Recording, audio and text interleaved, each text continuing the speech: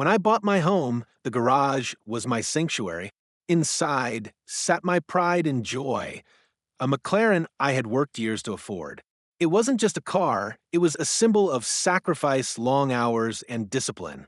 But to HOA Karen, the neighbor who thought every property in the subdivision was under her thumb, my garage was apparently just another parking spot. The first time I caught her, she had slipped her SUV neatly inside while I was at work.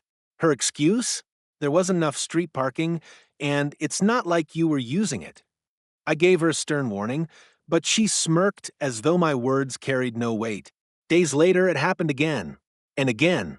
Each time, she treated my space like it was her privilege, brushing off my objections like I was the trespasser instead of her. That's when I decided I'd had enough. One Friday morning, I pulled McLaren out, parked it squarely behind her SUV inside my own garage, and locked everything up tight. Then I grabbed my bags and left for the airport.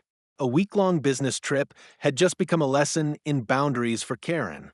The next day, my phone blew up with texts and calls from her. First polite, then demanding, and eventually furious. She needed her car. She had important errands. She even threatened to call the HOA. I ignored every single one. The HOA couldn't find me for parking in my own garage, and she knew it.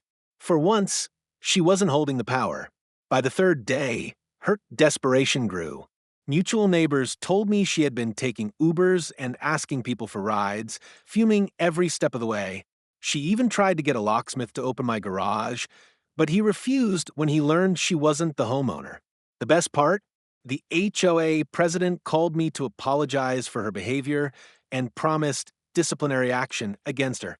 When I returned home a week later, Karen was waiting outside, arms crossed, face red with indignation. She launched into a tirade about how irresponsible and petty I had been. I didn't raise my voice. I simply smiled, unlocked the garage, and watched as she scrambled into her car, humiliated and seething. That was the last time she ever parked in my garage. Some lessons come expensive, others come inconvenient, but either way, Karen learned mine was not a space she'd ever invade again.